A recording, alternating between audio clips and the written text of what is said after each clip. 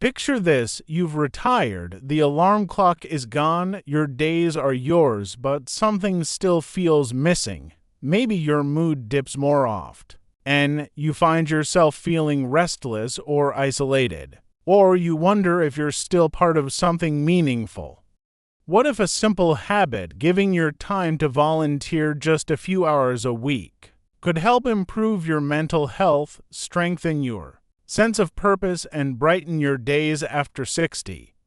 In this video, we'll explore how volunteering can support mental health for those over 60, and how you might begin finding a role that fits you. Welcome to Senior Health Facts, your trusted home for science-based health education designed specifically for adults over 60.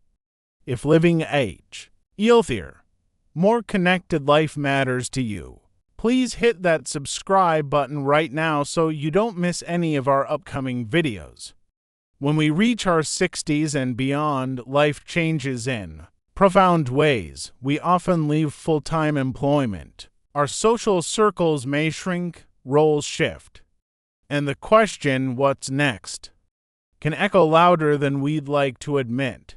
Mental health matters as much as physical health, and in older adults, things like depression, loneliness, lower sense of purpose, and even cognitive decline can creep in more quietly than we realize. Here's the science behind why this matters so much. Research shows that involvement in community activities, meaningful social roles, and maintaining a sense of purpose are strongly connected with better mental health, fewer depressive symptoms, and even better physical outcomes. For example, one large-scale study published in the Gerontologist found that older adults who volunteered for 100 or more hours a year reported fewer depressive symptoms over time and held more positive views about their own aging process.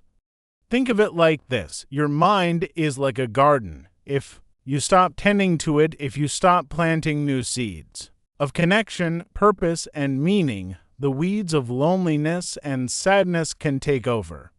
If your mind is sharp, your mood stable, you feel connected and useful, your overall well-being tends to be stronger. Volunteering offers a path to that, a bridge between your experience and the communities around you.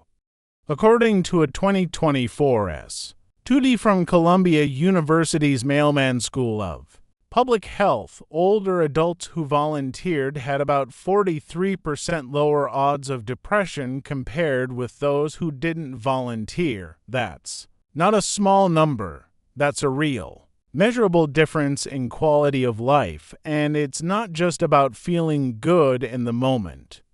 Mayo Clinic research confirms that for adults 60 and older, volunteering has been shown to lower rates of depression and anxiety and support better overall mental health over the long term. So, if you've been wondering whether you still have something valuable to offer or whether getting involved again could actually help you feel better, the answer, backed by science, is yes. Before we jump into how to volunteer in ways that support your mental health, let's address some common obstacles and mindsets to avoid. These are the pitfalls that can keep you stuck, or that can turn what should be a joyful experience into something draining or discouraging. First, I'm too old or I don't have enough time. Many older adults dismiss volunteer roles thinking they need to commit huge hours or that it's only for younger people, but that's simply not true. Shorter, purposeful roles can still bring real benefit. Even 1 to 4 hours a week has been shown to improve psychological well-being. Second, picking a role that doesn't feel meaningful. If the task doesn't resonate with you, if it feels like just another chore or obligation, it's far less likely to help your mental health. In fact, research shows that when the role doesn't align with your values or strengths, the positive effects can disappear entirely. Third, volunteering to many hours without rest. While engagement is good, overcommitting can lead to fatigue or burnout, which negates all the benefits. Remember, this is supposed to add to your life, not drain it. Fourth, staying isolated at home instead of seeking connection, even with good intentions. Volunteering only works if there's real social interaction and a sense of purpose. If you're just doing tasks alone in your home without any human contact, you're missing the most powerful part of the experience. Fifth, assuming volunteering replaces professional mental health care. Volunteering can support your mental health, but it is not a substitute for therapy or clinical support if you need it. If you're dealing with significant depression, anxiety, or other mental health challenges, please work with a licensed professional alongside any volunteer activities. Avoiding these pitfalls helps ensure that your volunteering journey is sustainable, enjoyable, and mentally supportive. Have you ever felt like volunteering wasn't for you because of one of these reasons? Drop a comment below and let us know. You're not alone in feeling that way. Now let's talk about what actually works. Here's a step-by-St. P guide with real-life storytelling, science, and simple micro-habits to help you begin volunteering in ways that truly support your mental health. Let me tell you about Linda. Linda is 6 years old, and she'd been retired for about 2 years when we first heard her story. One morning, she sat at her kitchen table with a notebook and a cup of coffee. She listed things she enjoyed: teaching, talking with kids, gardening, helping neighbors. She circled a few of those words and decided to Google senior volunteering local right there during her coffee break. Here's the science behind what Linda did. Research published in PMC shows that volunteer roles aligned with personal values and strengths produce greater well-being and life satisfaction for old adults. When you do something that matters to you, something you're naturally good at, it feels less like work and more like purpose. So here's your micro habit. Spend just 10 minutes this week writing down 3 things you're good at and 3 causes you care about. That's it. Just 3 and 3. I listed my strengths and causes, and I selected one potential volunteer role to explore. Linda found a community food pantry that needed help for 2 hours every Friday morning. She signed up for just 4 weeks, no long-term commitment. She arrived that first Friday. I introduced herself, met a few other volunteers, and when the shift ended 2 hours later, she noticed something. Her mood had shifted. She felt lighter, more useful. The science backs this up. Studies published in PMC found that even moderate volunteering, about 1 to 4 hours per week, is associated with better psychological well-being, including fewer depressive symptoms. You don't need to dedicate your entire life to see results. Just a few hours can make a real difference. Your micro-habit: choose one organization this month that offers a trial volunteer slot of 3 hours and commit to just that. I signed up for a trial volunteer activity for this month. During her first month, Linda noticed something important. She chatted with other volunteers.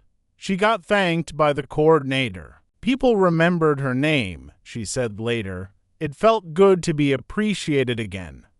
Here's why that matters scientifically. Research suggests that volunteering works best when older adults feel appreciated, connected, and valued, not just like they're doing chores that nobody notices. One longitudinal study found that the mental health benefits stopped when people stopped volunteering, which means the connection and recognition are key parts of the equation. Your micro-habit: after each volunteer session, ask yourself a simple Q. Steins, did I feel connected? Did I feel Appreciated. If the answer is no to both, consider trying a different role or setting. After volunteering this week, I rated how connected and appreciated I felt on a scale of 1 to 5. By month 2, Linda had made her Friday morning volunteer shift a fixed part of her schedule. The people at the food pantry got to know her. She felt part of a team, and she started looking forward to it every week. The science here is clear. Many studies indicate that consistency matters. Sporadic volunteering has less impact than regular engagement. Your brain and your sense of identity benefit when volunteering becomes a predictable, valued part of your week. Your micro-habit: block a volunteer session on your calendar once a week or bi-weekly for the next 3 months. Treat it like a doctor's appointment, something you don't cancel lightly. I marked a regular volunteer time on my calendar and committed to it. After her volunteering shift one Friday, Linda went for a walk with a friend from the neighborhood. They chatted about the morning, shared a laugh, and by the time Linda got home, she felt light and energized. She realized that the combination, giving, socializing, and moving, multiplied the benefit. And the research supports this. The mental health boost from volunteering is enhanced when combined with strong social networks, physical movement, and a sense of purpose.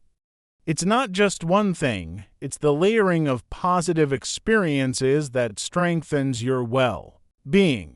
Your micro-habit: schedule a short social activity or a walk after your volunteer slot.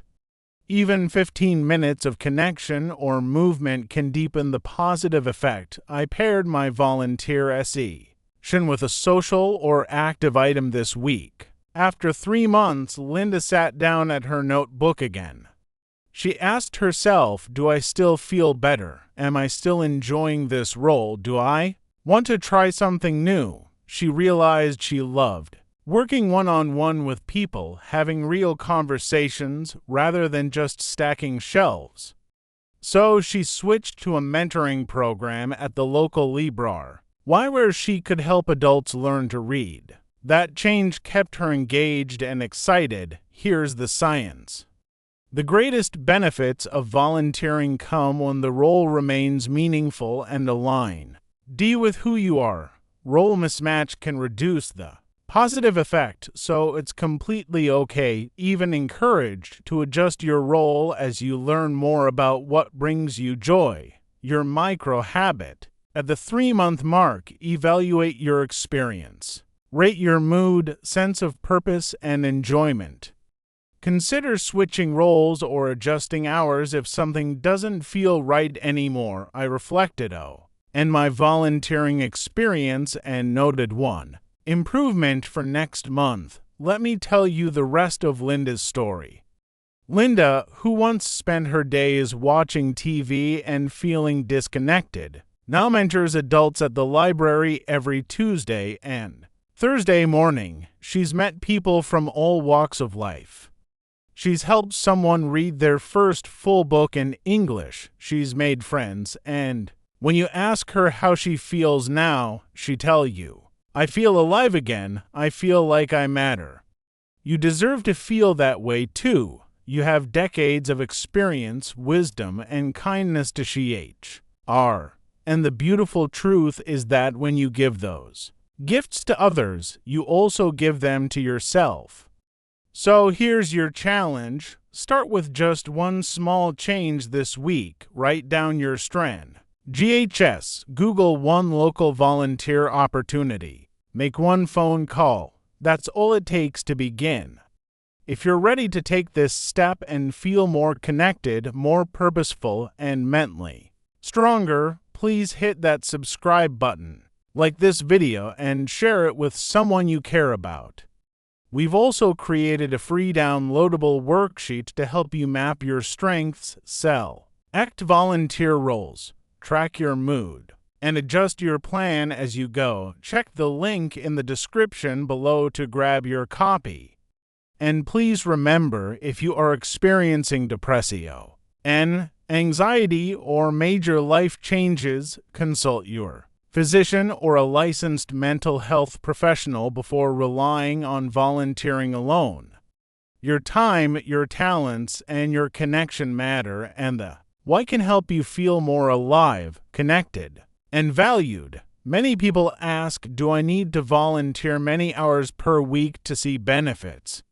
No, some studies found benefits from as little as 1 to 4 hours per week. Regularity and connection matter more than sheer hours. Even short, consistent involvement can improve your mood and sense of purpose. What if I have mobility or health issue? Can I still volunteer? Absolutely. Many roles are flexible: online mentoring, phone check-ins with isolated seniors, library help, or even remote tutoring. Choose a role that fits you, our health and abilities, and don't be afraid to ask organizations about accommodations. Will volunteering replace therapy or medication for mental health? No, it's a supportive tool, not a substitute. If you have a diagnosed condition, pairing volunteerism with professional care is the wisest approach. Think of volunteering as one piece of your overall mental health strategy. What if I start and then realize the role isn't right? For me, that's completely okay. Reflection and change are part of the process. Choose a role that resonates with your values and strengths and add. Just if it doesn't feel right, there's no shame in trying something new. Does volunteering only help mood, or does it affect memory and cognition too? It appears to benefit many outcomes: improved mental health, reduced depressive symptoms, stronger sense of purpose, and some research links regular volunteering to slower cognitive decline. While it's not a cure, staying socially and mental why engage does seem to support brain health. Over time, I feel isolated and uncertain. How do I find a volunteer opportunity? Start local. Visit your library, community center, faith group, school, food pantry, or senior center. Many organizations welcome trial help with no long-term commitment required. If it helps, bring a friend along for that first visit. Let me read some practical guidance on common challenges. When you're thinking it's not for me, avoid telling yourself I'm too old or I don't have time. Instead, list your strengths and causes this week. When talking with your doctor, you might ask, could volunteering improve my mood and purpose at this stage in life? If you're worried about picking a non-meaningful role, don't volunteer. Without connection or value, try a 1 to 3 hour trial slot this month. Ask your doctor, what kinds of volunteer roles fit my health and interests? When dealing with inconsistency, avoid volume. Volunteering once and then stopping. Block a regular time on your calendar. Talk with your healthcare provider about how often you should volunteer to get mental health benefit. If you find yourself isolating your volunteering, don't help only online or by yourself without follow-up. Pair volunteering with social or active follow-up. Consider asking your doctor, could I combine this role with social activity, or movement? And when it comes to ignoring self-care, don't overcommit or ignore your health or fatigue. Choose flexible hours and check in on your enjoyment. Discuss with your physician and whether your volunteer commitment is sustainable given your health. Here's a simple daily routine to get started. In the morning, reflect on one strength you have and one cause you care about over coffee. Write it down.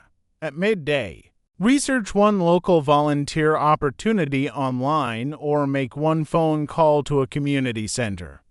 In the evening, talk with a friend or family member about your interest in volunteering. Ask if they'd like to join you. As a bonus, set a calendar reminder for your first trial volunteer session and treat it like an important appointment. Save this guidance and share it with someone you care about. Here are the key studies and sources we referenced in this video. Harvard University and PMC published Volunteering and Subs. Quent Health and Wellbeing in Older Adults in 2020. They found that older adult volunteers had improved psychological assets such as life satisfaction and purpose, which in turn supported mental and physical health. Oxford University Press and the gerontologist published Volunteering, Self-Perceptions of Aging and Mental Health in Later Life in 2022. Volunteering for 100 hours or more per year was linked with more positive self-perceptions of aging and fewer depressive symptoms in older adults. Mayo Clinic released 3 health benefits of volunteering. In 2023, for adults 60 and older, volunteering has been shown to lower rates of depression and anxiety and support better overall mental health. BMC Public Health publish. Devolunteering and health benefits in general. Adult populations in 2017, participation in voluntary services was significantly predictive of better mental health, life satisfaction, and few depressive symptoms. Columbia University Mailman School of Public Health released volunteering may reduce odds of older adult depression in 2024. They found older LTS who volunteered had approximately 43% lower odds of depression compared with non-volunteers.